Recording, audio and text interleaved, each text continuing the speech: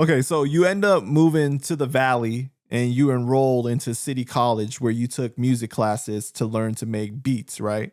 Yeah, I took an electronic music class. It was an introduction to electronic music, and that's where I met Takbir. And what was your first impression of Talk when you met him? Man, Tak was like he seemed like a seasoned vet already. Like he was already like really good. Like he was like Black Thought level good. Like back then. I was just like freestyling dumb shit off the top of my head. Like I didn't really have a style of my own. I was copying like everybody else and coming into my own. But Talk comes from a musical background. His whole family like is musical. I mean, he grew up with Divine Styler and Def Jeff and House of Pain and all these people. So he had influences early on. And his brother had a studio, like a big ass studio at the house, like an official one. And so when I met him, I was like, wow, this guy's like insanely good. And we would go to house parties and stuff, and he would just tear people apart Wow. during battling. So the voice, you and him have like very distinctive voices. You know what I mean? When you guys rap, like some of the illest voices, I feel like when you're just talking rapping voices, right?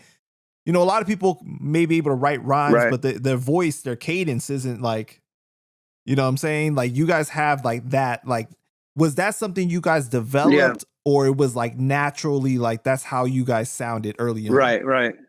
Yeah. It's just one of them things that happened. We happened to work well together. So we ended up we ended up doing a couple of demos. So like Talk had tapes in his car. There'd be people coming to his house, like there'd be beat tapes all over the place. We have like Mugs beat tapes and shit like that.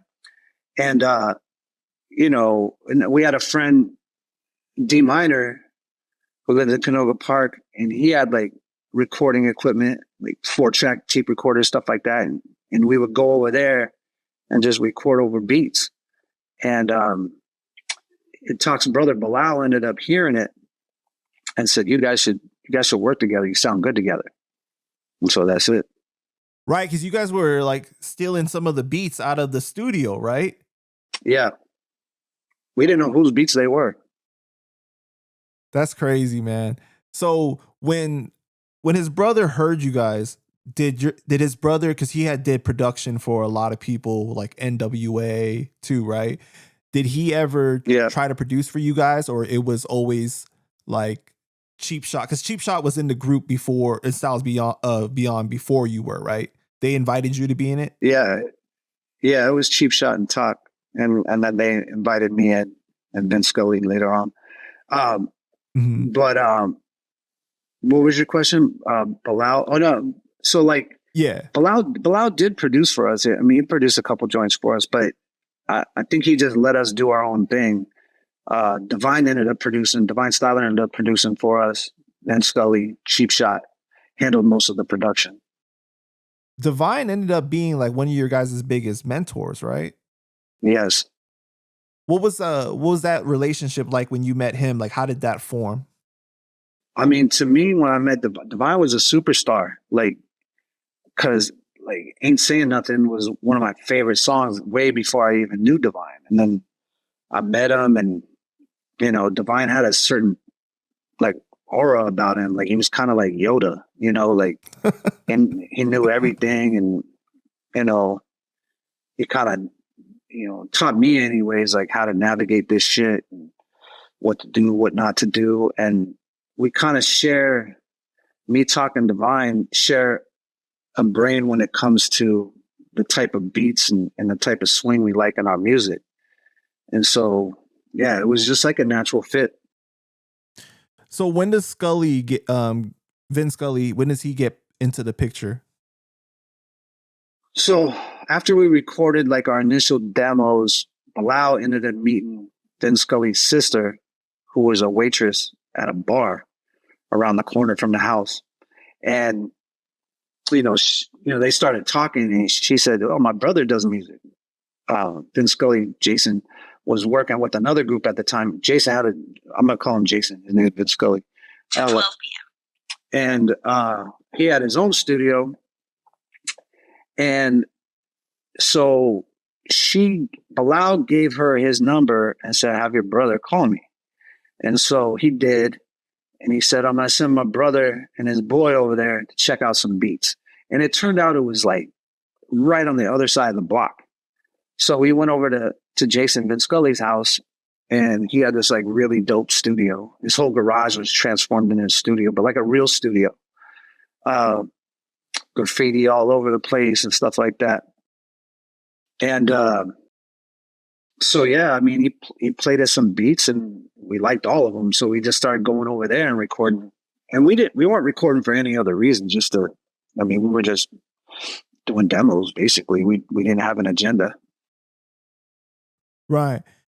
So going back to the 92.3 The Beat conversation, right?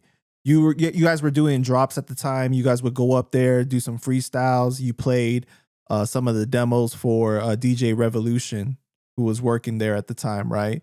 So we're talking at the height of this time was like where 92.3 and like Power 106 are like what the top radio stations in the LA area pretty much. Yeah. Well, there was that, but then there was also KXLU. I don't know if you remember that. It was a show called They Came From Beyond with Mike Nardone. And that was a AM radio station, I believe. And so that was like the hip hop channel. It was at Loyola Marymount University. And they would play super underground stuff that you wouldn't hear anywhere else. And so my man Redeem would, of course, call up and, bug Mike Nardone, and Mike let us come up to the show first. That was the first place we went before the 92.3 and all that kind of stuff. And so, yeah, we ended up getting a relationship with Mike Nardone. I'm still cool with Mike Nardone. Shout out to him.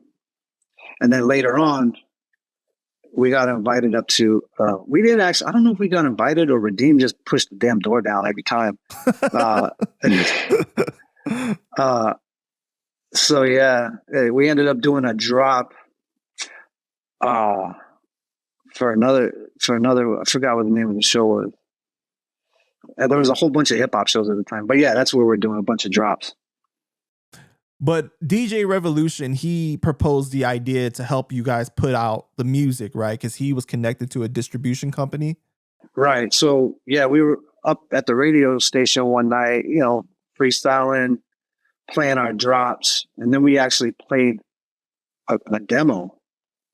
I think it was Killer Instinct or something.